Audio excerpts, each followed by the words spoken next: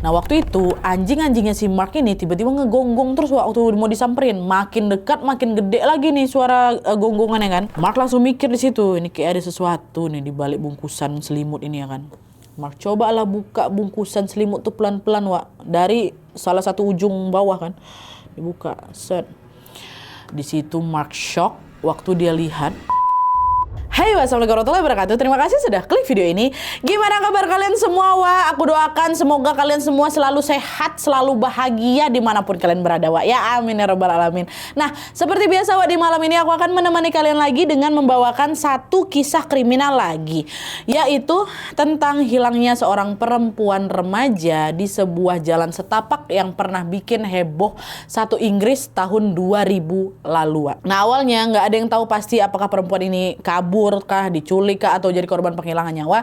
Tapi setelah dicari selama berbulan-bulan, si perempuan ini malah ditemukan meninggal dunia di tengah hutan dengan kondisi yang tidak wajar. Kasus ini jadi perhatian publik kali waktu itu. Banyak yang penasaran, simpatisan juga berdatangan, polisi juga gerak cepat kali untuk menyelidiki kasusnya. Tapi yang tidak disangka adalah kasus ini tuh justru ikut mengungkap beberapa kasus kejahatan sebelumnya juga yang pernah terjadi di sana. Nah, penasaran sama kisah selengkapnya gimana? Tanpa berlama-lama kita langsung masuk aja ke ceritanya.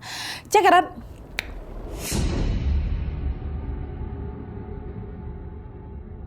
Oke, jadi kasus ini tuh menimpa seorang perempuan muda asal Inggris yang bernama Liane Tiernan. Dia ini lahir pada tanggal 27 September tahun 1984. Ayahnya bernama Michael Tiernan, sementara ibunya bernama Sharon Hawkhead. Tapi kedua orang tuanya ini, Sharon sama Michael, sudah lama berpisah. Jadi waktu itu Liane ini tinggal sama ibunya, kakak perempuannya yang bernama Michelle, dan juga kakek neneknya di sebuah perumahan Bramley, namanya Bramley, District Leeds, West Yorkshire. Tapi di sini Liane masih berhubungan baik ya sama bapak. Nah, sejak kecil Liane ini dikenal sebagai anak yang periang. Dia sering kali ikut sama neneknya pergi ke gereja, dia suka ketemu sama banyak orang, dia baik hati, dia suka nolong lah kayak gitu. Sampai akhirnya waktu dia tumbuh remaja, Liane ini pun bersekolah di SMA West Leeds High School. Di sana juga dia dikenal humble, dia ramah, dia suka bergaul sama siapa aja, dan dia ini punya teman dekat namanya Sarah Whitehouse. Sarah ini bukan cuma teman dekat Liane di sekolah aja, tapi juga udah dianggap macam saudara sendiri lah kayak gitu, udah bestie kali mereka. Bahkan mama bapak mereka ini pun juga saling kenal. Jadi kalau misalnya Liane ini sama si Sarah mau pergi berdua, pasti langsung diizinin sama kedua orang tua masing-masing. Suatu hari di akhir bulan November tahun 2000, Liane sama si Sarah ini berencana mau belanja perlengkapan Natal lebih awal. Tapi karena di daerahnya ini, di tempat tinggalnya itu nggak ada mall yang isinya lengkap, Sarah pun ngajak si Liane ini untuk pergi ke kota Leeds yang memang banyak mallnya. Liane jawab, oh boleh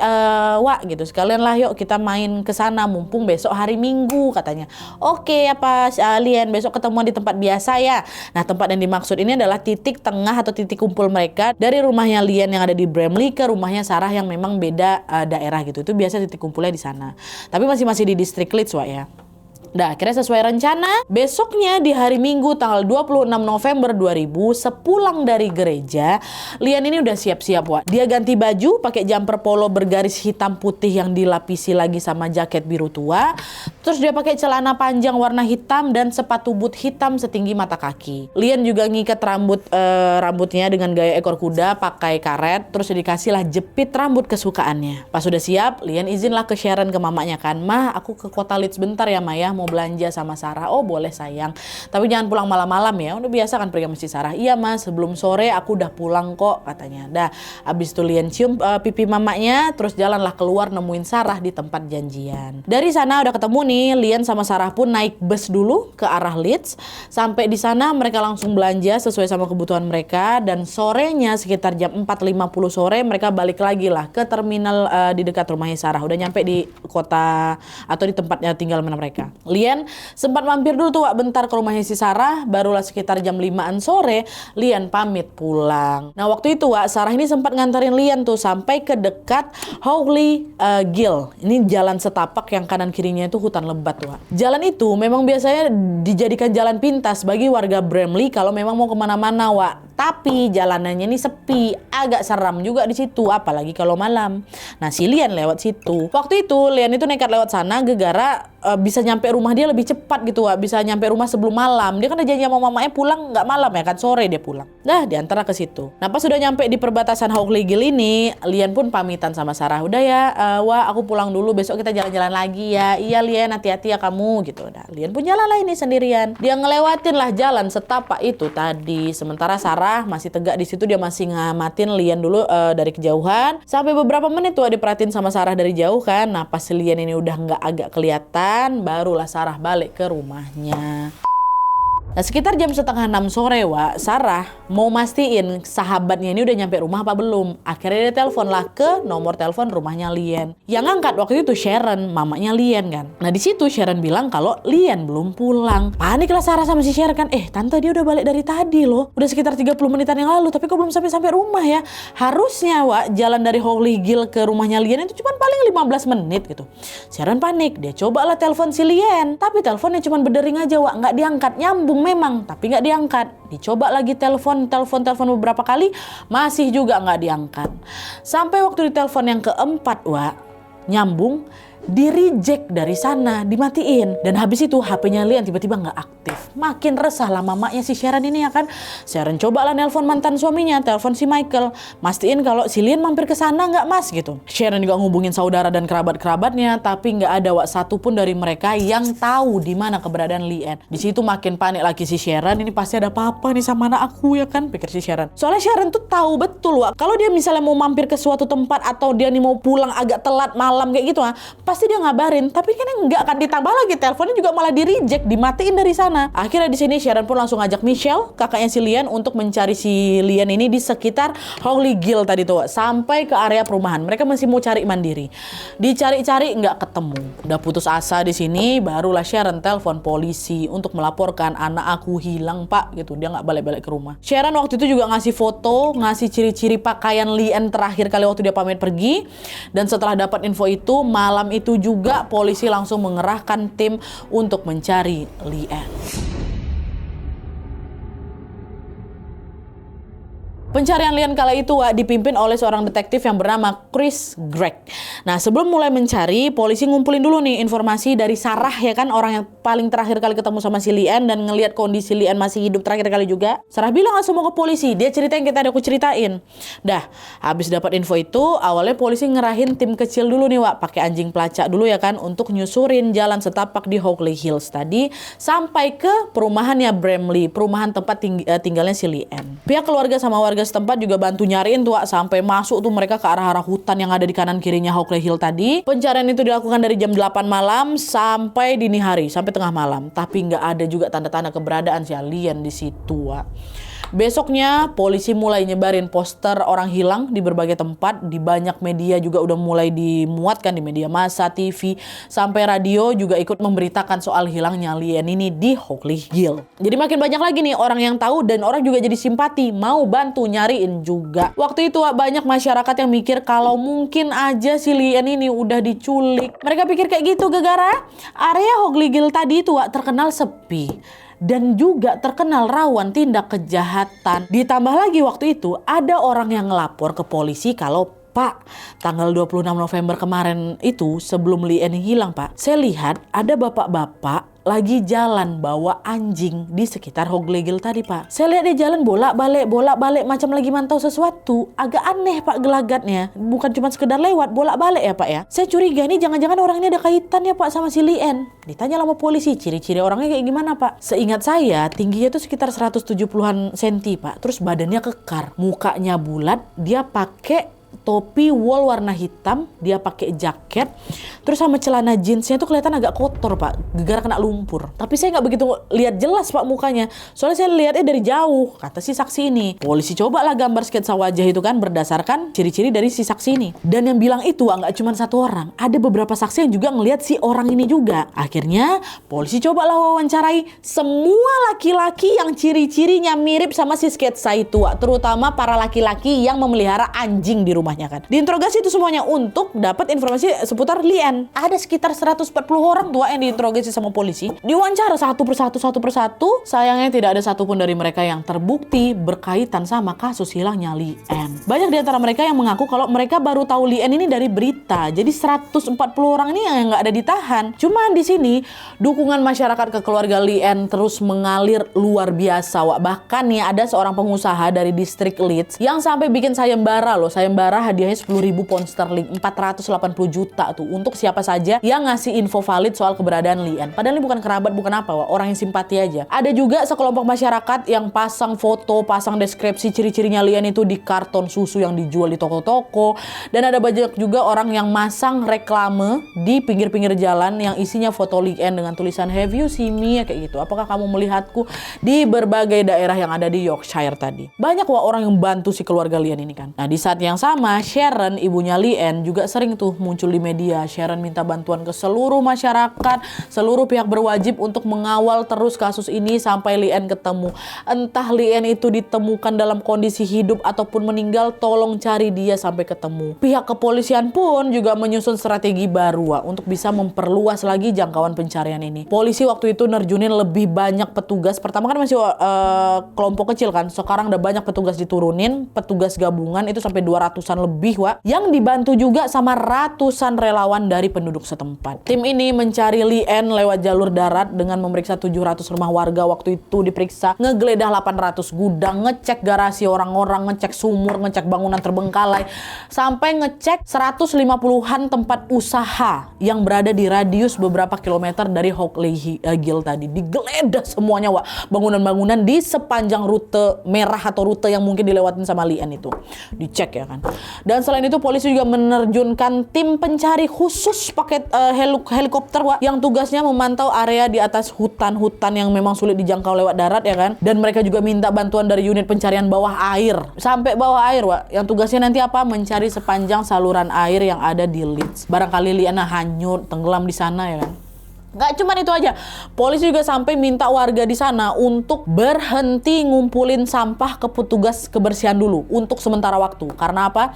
Karena polisi mau ngecek semua tempat sampah di rumah-rumah sampai ke tempat pembuangan akhir. Siapa tahu ada bukti-bukti yang berkaitan sama Lien yang dibuang di sana ya kan. Kayak HP-nya, entah apa barang-barang yang dipakai sama Lien lah sebelum dia menghilang. Pokoknya wah, di sini tepuk tangan aku, Wak. Bisa dibilang pencarian Lien ini dilakukan besar-besaran, sungguh-sungguh gitu kan, sampai-sampai menjadi salah satu pencarian orang hilang terbesar di Inggris tahun itu.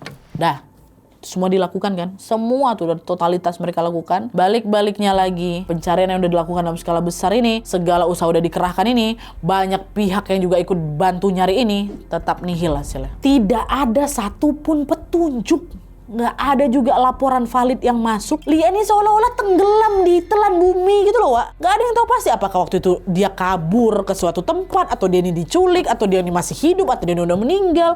Pun kalau misalnya udah meninggal, apakah jasadnya masih ada di sekitar Leeds apa enggak? Nggak ada yang tahu. Sampailah 9 bulan kemudian, di tengah pencarian yang masih terus dilakukan ini, Wak, ada seseorang yang melaporkan penemuan mengejutkan di area hutan lebat yang jauh dari tempat tinggalnya Lien.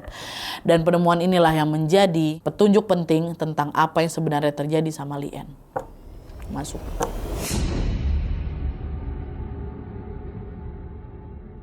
Oke, Wak, jadi di tanggal 20 Agustus 2001 ada seorang laki-laki yang bernama Mark Bison yang lagi jalan-jalan sore sama 2 anjingnya, Wak, di area Linley Wood. Ya, semacam area berhutan lebat yang berada di perbatasan North Yorkshire. Jadi sekitar 20 kilo lah, Wak, dari Hockley Hill itu tempat terakhir si Lien terlihat. Nah, waktu lagi nyusurin hutan ini, Mark lihat dari kejauhan kayak ada sesuatu seperti tumpukan sampah, Wak, di tengah hutan.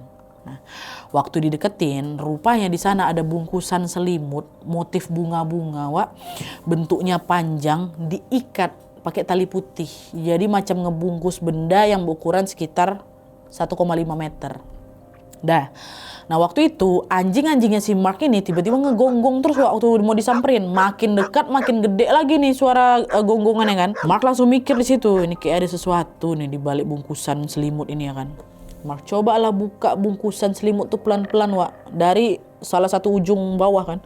Dibuka, set. Di situ Mark shock waktu dia lihat ada sepasang kaki yang udah pucat kali, Wak. Putih kali, kulitnya agak ngelupas, Terus baunya mohon maaf busuk. Dan pas Mark coba buka selimut itu lebih lebar lagi, dengan jelas Mark bisa melihat jasad manusia yang tubuhnya dari dada sampai mata kaki itu dibungkus sama kantong plastik warna hijau. Terus di lehernya dililit syal hitam. Kepalanya dibungkus kantong sampah plastik warna hitam. Gemetarlah si Mark di situ, dia langsung telepon polisi. Nggak lama polisi datang ke TKP, diperiksalah si jasad ini. Dibuka plastik ini nih, plastik sama shell yang ngebungkus kepala jasad itu.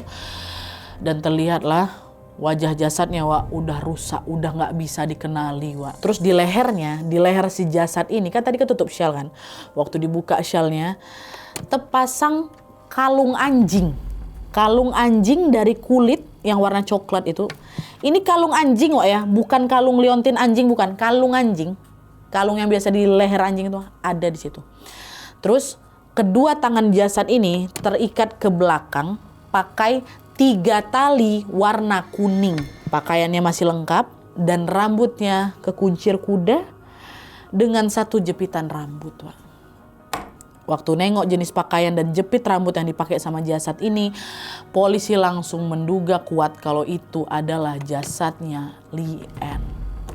Soalnya bajunya, celananya, sama jepitan rambutnya sama persis kayak apa yang dideskripsikan sama Sharon sama ibunya Lee Ann. Mungkin wajahnya udah nggak jelas kan, cuma dari tanda-tanda benda-benda yang tertinggal mirip. Bajunya masih ada, baju jumper warna hitam putih ada, celana hitam panjang, jepit rambut di kepala. Tapi memang jaket biru sama sepatu boot hitam udah nggak ada Itu udah hampir 80% tuh barang-barang miliknya si Lee Ann. Dan setelah dipastikan lagi lewat pemeriksaan forensik, hasilnya memang terbukti kalau itu jasadnya Lee Ann. Hasil forensik juga mengatakan kalau Lee Ann ini sudah meninggal dari 9 bulan yang lalu. Dari pertama kali waktu dia dinyatakan hilang. Tapi anehnya di sini jasadnya belum sepenuhnya membusuk. Rambutnya masih utuh, kulit wajah sama sebagian kulit tubuhnya memang udah rusak Tapi jaringan di jantung dan organ dalam lainnya itu kayak ngebeku gitu loh. Beku, padahal normalnya jasad manusia yang udah meninggal berbulan-bulan dan ditaruh di tempat terbuka kayak gitu, itu kan pasti bakal cepat busuk kan Bahkan ada juga yang udah jadi tulang belulang ya kan. Nah ini enggak Enggak. Nah hasil pemeriksaan itu seolah-olah menunjukkan kalau jasadnya Lee Ann ini kemungkinan pernah disimpan di ruang bersuhu dingin atau di freezer selama berminggu-minggu sebelum akhirnya dibuang di situ. Cuma di sini tim forensik mengumumkan kematiannya korban ini bukan disebabkan karena suhu dingin itu tadi melainkan karena asfiksia akibat dicekek di leher karena itu. Nah dari kondisi jasad yang sudah ditemukan, jelas polisi bisa menyimpulkan ini pasti kasus penghilangan nyawa. Karena jasadnya aja udah ditemui di tengah hutan dalam kondisi terbungkus selimut kayak gitu juga ya kan, ada tanda-tanda kekerasan di tubuhnya. Dan ditambah lagi, polisi juga menemukan fakta kalau lokasi penemuan jasadnya Lee Ann ini juga berdekatan sama lokasi ditemukannya korban pembunuhan seorang perempuan lain namanya Yvonne Fit tahun 92. Tahun 9 tahun yang lalu. Dan kebetulan pelaku pembunuh si Yvonne ini sampai saat itu belum terungkap. 9 tahun itu belum terungkap. Jadi polisi menduga mungkin saja pelaku pembunuh Lee Ann ini adalah orang yang sama pelaku pembunuhannya Yvonne. Bisa jadi ya kan? Dan setelah itu polisi juga dapat laporan baru laporan hasil analisis benda-benda aneh di tubuhnya korban. Itulah tadi ada kalung anjing sama tali kabel warna kuning tuh yang diikat di tangannya korban ya kan. Dan hasilnya ada indikasi kekerasan yang mungkin saja dilakukan sama orang yang punya fantasi kayak gitu yang menyimpang. Tali anjing tuh sama tali kuning. Kemungkinan si pelakunya ada kelainan kayak gitu. Nah, kabar penemuan jasad Lee Ann ini pun pastinya langsung bikin heboh masyarakat Leeds di sana kan, Karena dari awal Lee Ann hilang aja udah jadi sorotan publik kali ya kan. Nah, banyak kali masyarakat, tokoh publik dan pastinya juga keluarga korban yang berharap Lee Ann ini ditemukan selamat. Tapi ternyata takdir berkata lain. Lee Ann ditemukan kayak gitu, meninggal dengan cara seperti itu. Dari situ tentunya keluarga dan masyarakat geram kali di sana, Mereka mau kasus ini diusut tuntas. Mereka juga ngedesak polisi untuk bisa menangkap pelaku ya segera. Nah, saat kabar penemuan jasad Lee Ann ini sudah tersebar luas, ternyata ada 2 perempuan yang datang ke kantor polisi. Nah, 2 identitas ini memang nggak dipublikasikan, katanya demi bisa menjaga keamanan. Ini kita sebut aja lah, yang satu A, satu B gitu ya, biar cepat. Nah, awalnya, si A ini yang lapor ke polisi, dia bilang, Pak, kalau dari ciri-ciri jasad Lien yang tangannya terikat kabel kuning, Pak, saya curiga mungkin aja Lien itu jadi korban kekerasan seksual sama penghilangan nyawa dari mantan pacar saya, Pak. Loh, kenapa kayak gitu? Mantan pacar saya nih, Pak, punya obsesi berlebihan kali, Pak, sama perempuan. Dan dia ini juga punya fantasi nyimpang, Pak. Biasanya dulu nih, Pak, ya, waktu dia masih sama saya, dia tuh memang selalu ngikat tangan saya pakai itu, Pak. Tangan saya diikat ke belakang pakai kabel warna kuning kalau tiap kali mau berhubungan. Kadang juga, Pak, leher saya itu suka dipakein kalung anjing, Pak. Macam apa yang udah terjadi sama Lien. Nah, di waktu yang berdekatan, Wak, datanglah saksi B ini. B ini juga ngasih kesaksian yang sama. Pak, mantan pacar saya itu, Pak, suka kali maksa saya kayak gitu dengan cara tangan saya diikat ke belakang pakai kabel kuning, Pak. Spesifik kali warna kuning, ya kan? Saya pernah tinggal sama dia, Pak. Dan di samping laci meja kasurnya itu, Pak, dia tuh nyimpan banyak kali kabel kuning buat kayak gituan, Pak. Mungkin mantan saya ini terlibat sama kasus Lien juga, Pak, gitu. Dan di situ si B ini nunjukin, Wak, foto dan ngasih juga alamat rumah mantan pacarnya itu kan. Si B yang ngasih. Ternyata mantan pacarnya si A sama si B ini orang yang sama, Pak.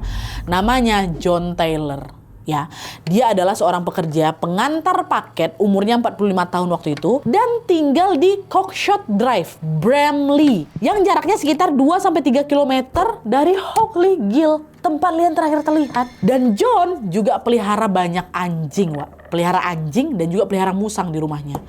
Dia juga dikenal suka berburu. Tetangga-tetangga si John ini menilai John itu sebagai sosok laki-laki biasa aja yang bisa dipercaya. Tapi di mata mantan-mantan pacarnya si John ini, Wak, John jauh dari kesan itu. John dikenal temperamen, dia semaunya sendiri, dan itu dia tadi.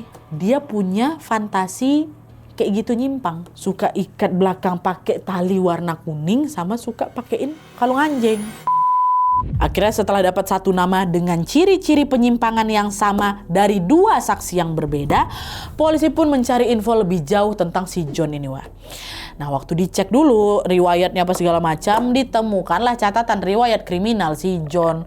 John waktu itu pernah ditahan karena kasus pencurian waktu dia masih remaja. Bayangkan waktu dia kecil dia udah terlibat kasus kriminal. Terus polisi juga ngebandingin tuh, Wak, fotonya si John sama sketsa laki-laki yang pernah digambar sama polisi di awal tadi tuh loh, yang dapat dari saksi pertama yang katanya bolak-balik kan digambar sama mereka.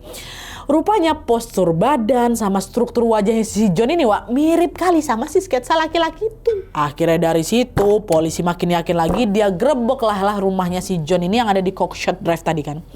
Begitu nyampe di sana, polisi nanya-nanya dulu, nggak langsung digerebek kayak gimana. Benar ini rumahnya Pak John? John ada di situ. Oh iya benar, Pak, saya sendiri. Ada apa katanya? Kami dapat laporan kalau Bapak diduga terlibat dalam kasus penculikan dan juga penghilangan nyawa Lien, Pak. Jadi mohon kerjasamanya. Sekarang saya mau ngecek ke rumah Bapak, kata gitu. Di situ nggak terima lah si John, marah dari situ, ngamuk kan. Siapa yang ngelaporin saya? Saya nggak kenal sama Lien, Pak. Jangan asal nuduh, Bapak. Baik, Pak, tenang. Kalau Bapak memang nggak terlibat, setelah penggeledahan ini pasti bakal kami lepasin kok. Nggak bisa lah, Pak. Nggak mau saya. Mana surat penggeledahannya? Katanya kan dikasih ya. Nih surat penggeledahan, kata polisi ya kan. Nggak bisa berkutik lagi dah. Dibolehin lah sama si John ngegeledah rumah itu. Dan pas digeledah, Wak, ternyata polisi betulan nemuin ada seikat tali kabel kuning di laci samping tempat tidurnya si John. Dan tali itu sama persis seperti tali kabel yang dipakai untuk ngikat tangannya Lien. Sama persis, jenis bentuknya sama. Dan gak cuma itu aja, polisi juga menemukan tali yang sama persis seperti tali yang juga diikat di salah satu bagian badannya si Lien. Waktu ngebungkus jasadnya tuh, talinya ada juga diikat talinya si John. Dan yang paling mencolok, polisi juga menemukan sisa potongan plastik hijau yang bahannya sama persis kayak yang dipakai untuk ngebungkus jasadnya Lien. Ada di situ. Makin yakin lagi lah polisi kan, ini pasti kau nih pelakunya kan. Akhirnya John langsung dibawa lah itu ke kantor polisi. Waktu diinterogasi, John masih ngelak, Wak, masih ngelak kan. Enggak, Pak, bukan saya pelakunya, Pak. Saya emang udah lama nyimpan tali kabel kuning tuh. Tapi bukan berarti tali itu saya pakai buat ngikat jasad orang lah, Pak. Tali ini loh dijual bebas di mana-mana. Terus nih, Pak, soal kantong kresek hijau itu. Baru kemarin saya beli kantong tuh, Pak. Terus tali putih yang Bapak bilang ngikat jasadnya si Lien, itu memang saya pakai udah dari lama, Pak. Kebetulan sama aja. Saya pakai tali itu buat berburu kelinci. Saya nih loh, Pak, pemburu, katanya. Tapi di situ meskipun John terus ngelak, banyak saksi yang berdatangan lagi, terutama para perempuan yang pernah menjalin hubungan sama si John. Kata si perempuan-perempuan ini, John memang suka main perempuan, Pak. Dia kenalan tuh nanti sama perempuan-perempuan itu lewat aplikasi pencarian jodoh ya kan. Terus nanti udah kenal, diajaklah ketemuan. Nanti di situ itulah dilancarkan aksi bejatnya pakai alat-alat, pakai tali kuning tadi itu sama kalung anjing itu. Nggak cuma AB aja yang kasih tahu, ada lagi saksi-saksi yang datang. Jadi para saksi ini menduga kalau Lien mungkin juga udah jadi salah satu korbannya si John juga, Wak. Soalnya kan jasadnya Lien temunya kayak gitu juga kan, ada tali kuning sama kalung anjing. Cuman bedanya Lien ini diculik, bukan diajak kenalan lewat aplikasi apa kayak gimana. Diduga dia macam dicegat di tengah jalan kayak gitu. Nah, di sisi lain, Wak, polisi juga masih terus menyelidiki dan juga makin mencocokkan jasadnya si Lien sama aset-aset atau barang-barang yang dimiliki sama si John, termasuk juga ngecek rumahnya si John sekali lagi untuk memeriksa area kebun di belakang rumahnya si John, Wak. John punya kebun memang. Coba dicocoki lagi kan. Nah, dari hasil penyelidikan yang kedua ini, Wak, polisi menemukan ada 4 temuan dari rumahnya si John dan jasadnya Lien yang menguatkan kalau John memang bersalah atau terlibat. Pertama apa? Polisi nemuin ada sehelai rambut di syal hitam yang terlilit di lehernya Lien. Dan sampel rambut ini cocok, Wak, sama DNA mitokondria rambutnya John. Dah, cocok. Terus yang kedua, menurut ahli analis serbuk sari forensik, Wak, di rongga hidung, kulit, sama rambutnya Lien ini ditemukan serbuk sari tanaman yang ternyata cocok juga sama jenis tanaman yang ada di kebunnya John. Hal ini ngasih tahu apa? Hal ini mengindikasikan kalau Lien pernah berada di kebun itu atau setidaknya pernah disembunyikan di sana. Pernah ke sana lah gitu. Terus yang ketiga, di rumahnya si John, Wak, ada 3 lemari pembeku besar yang isinya kosong. Nah, kemungkinan lemari itulah yang dipakai sama si John untuk nyimpan jasadnya Lien sebelum akhirnya dibuang. Makanya jasadnya si Lien ini belum sepenuhnya membusuk kan, Wak? Ada kulkas kosong dekat situ. Kulkas besar ya, Wak, yang kulkas buat gini tuh. Kayak gitu. Terus yang keempat, polisi juga dapat informasi dari distributor produk kalung anjing yang warna coklat itu, yang dipasang di lehernya Lien. Ternyata kalung itu diproduksi sama sebuah perusahaan di Nottingham dan mereka cuma ngejual 220 produk yang tersebar ke berbagai daerah. Dan salah satu pembelinya namanya John Taylor. Itu tuh, kan diperiksa nih, kalung anjing tuh diproduksi mana siapa kan, dicari sama polisi, dicek siapa yang beli, ada nama John Taylor. Apalagi setelah ditunjukin semua bukti-bukti sejelas itu, barulah di situ John udah nggak bisa ngelak lagi, Wak. Ngaku dari situ kalau memang saya, Pak, yang udah nyulik Lien. Nyuliknya tapi ditetapkanlah dia sebagai tersangka tunggal ya kan, langsung diperiksa lebih lanjut, langsung masuk persidangan. Persidangan John waktu itu dimulai di tanggal 15 Februari tahun 2002, Wak. Nah, awalnya di sidang itulah yang tadi ku bilang, John ini ngakunya cuman dia nyulik Lien aja. Tapi dia nggak sampai ngilangin nyawanya si Lien. Tapi setelah bukti-bukti dikeluarin lagi sama siapa kan, sama si JPU. Akhirnya di persidangan berikutnya tanggal 8 Juli 2002, ngaku John di situ, iya, Pak, saya memang culik Lien, Pak, di Hawk Legal itu. Tapi soal penghilangan nyawa, Pak, itu sebenarnya nggak sengaja, Pak. Saya nyekek leher dia, makanya dia meninggal. Saya panik, Pak, makanya saya sembunyiin jasadnya di rumah saya. Baru saya buang jasadnya ke hutan. Takut saya, Pak, ketahuan. Cuma saya nggak pernah nyimpan jasadnya di freezer, Pak, ya. Nggak pernah. Saya cuma taruh dekat kebun aja, besok saya buang di hutan. Di sini rupanya, Wak, John bilang kayak gitu bukan karena dia betul-betul ngakuin kesalahannya ya, tapi dia ini lagi cari aman. Karena kalau dia terbukti ngehilangin nyawa seseorang tanpa sengaja nih, pasti hukumannya lebih ringan. Cuman di akhir persidangan, detektif Greg, detektif yang pertama kali nyelidikin kasusnya si Lien ini, nggak terima sama pembelaan siapa si John ini. Si Greg bilang, Pak, saya rasa dari cara John nyembunyiin jasad, terus dia ngebuang jasadnya dengan ngebungkus pakai plastik, diikat pakai tali kabel, lehernya dipasang kalung anjing, itu tuh udah jelas nunjukin kalau dia tuh memang udah ngerencanain penghilangan nyawa ini, Pak. Yang ada sekarang saya jadi keingat sama kasus-kasus yang pernah saya tanganin sebelumnya. Beberapa kasus ini, Pak, pelakunya belum ketangkap dan korban-korbannya ditemukan dalam kondisi yang hampir sama kayak Lien. Tolong Bapak kasih izin saya untuk nyelidiki kasus-kasus itu lagi, Pak. Mungkin aja Lien ini bukan korban pertamanya dia, tapi ada korban-korban lain yang selama ini belum terungkap aja, Pak. Izinkan saya, Pak Hakim, kata si detektif Greg. Dan permohonan detektif ini pun dikabulkan untungnya sama hakim ya kan. Akhirnya di sini Greg sama timnya pun ngebuka ulang lah beberapa kasus-kasus yang pernah ditangani itu. Nah, 2 diantaranya adalah kasus pemerkosaan terhadap 2 perempuan di sekitar tempat tinggalnya si John yang terjadi tahun 88 dan 89 ya. Nah, 2 pelaku 8889 dalam kasus ini teridentifikasi, si pelakunya ini teridentifikasi pakai penyamaran yang sama,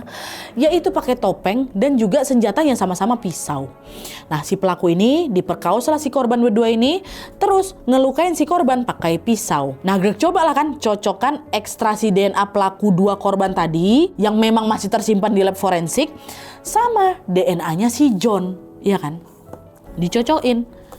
Sama. Cocok, Wak. Berarti bukan kejadian pertama si Lien ini kan? Gak berhenti di situ, si George coba lagi identifikasi beberapa kasus lain. Di antaranya ada kasus penghilangan itulah tadi, nyawa si Yvonne Fit tahun 92 yang lokasi penemuan jasadnya juga berdekatan sama jasadnya si Lien tadi itu kan. Terus ada satu kasus lagi, Wak. Ini kasus penghilangan nyawa remaja perempuan namanya Lindsay Rimmer tahun 94 yang jasadnya ditemukan di dasar saluran air dan penyebab kematiannya gara-gara dicekek leher. Oke. Nah, 2 kasus yang kedua ini dinilai punya kemiripan pola kejahatan seperti apa yang sudah dilakukan sama si John, Wak. Di mana hampir semua korban yang udah diperkaos ini kondisi jasad dan penyebab kematiannya juga mirip-mirip sama kasusnya Lien, sama-sama dicekek. Cuman karena mungkin kasus itu sudah lama dan lain sebagainya, Wak, polisi nggak punya bukti kuat untuk mengaitkan si kasus 2 terakhir tadi ke si John. Polisi cuma bisa ngebuktiin kalau John sempat terlibat sama kasus pemerkosaan 2 perempuan di tempat yang pertama tadi tuh, yang DNA-nya cocok tuh loh, cuman bisa ngidentifikasi 2 itu tadi. Waktu ditanya sama si John, Wak, nggak ngelak John. Memang yang 2 orang yang 8889 itu memang korban pelaku kejahatan dia. Dia diperkaosnya, habis itu dihilangkan nyawanya. Nah, cuman untuk kasus yang lainnya tuh, yang kasus yang dia ada Yvonne Fit sama yang lain-lain itu katanya John nggak terlibat sama sekali. Dan memang kan polisi juga nggak nemuin bukti kan, Wak. Jelas ada 3 nih. 3 yang udah ketahuan. 2 si korban 8889 sama Lien. Akhirnya pada bulan Oktober 2002, John pun dinyatakan bersalah karena dia terlibat dalam kasus pemerkosaan 2 perempuan lain yang tadi, serta melakukan kekerasan, penculikan, dan penghilangan nyawa terhadap Lien. John waktu itu langsung dijatuhi hukuman seumur hidup penjara, tapi setelah minimal 30 tahun penjara, John dipertimbangkan boleh mengajukan bebas bersyarat. Nah, keputusan terakhir inilah yang bikin keluarganya Lien sama masyarakat di sana ngamuk, Wak. Kok orang kayak gini malah dikasih keringanan hukum ya kan? Boleh ngajuin pembebasan bersyarat. Tapi sayangnya mereka nggak bisa berbuat banyak karena keputusan itu sudah final. Jadi nanti ini 2030 mungkin harusnya ya. Dia udah bisa ngajuin pembebasan bersyarat. Cuma udah tua bangka dia pas sekarang, udah 70-an tahun. Orang kejadiannya tahun dia 45. Dia masih hidup, Wak, sampai sekarang. Oke, Wak, jadi itu tadi kasus penculikan tragis seorang Lien Tiernan yang berujung pada aksi penghilangan nyawa. Lien yang dikenal periang dan baik kali sama siapapun ternyata harus mengalami nasib tragis di tangan orang asing yang nggak punya otak, nggak punya hati kan, Wak ya.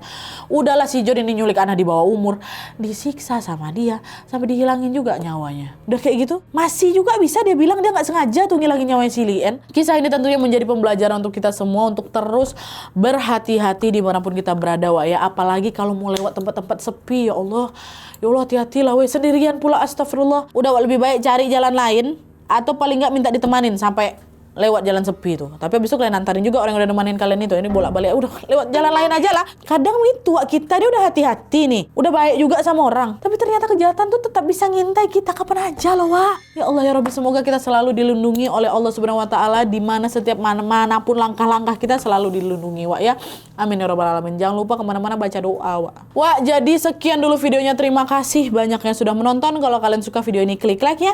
Jangan lupa komen di bawah untuk tidak ada dan saran-saran untuk selanjutnya. Jangan lupa nyalain notifikasi ya supaya kalian tahu kalau aku upload video baru. And as always, jangan lupa untuk klik tombol subscribe supaya kalian sama-sama tahu informasi menarik dan menegangkan dari channel aku. See you next video, Wak. Bye.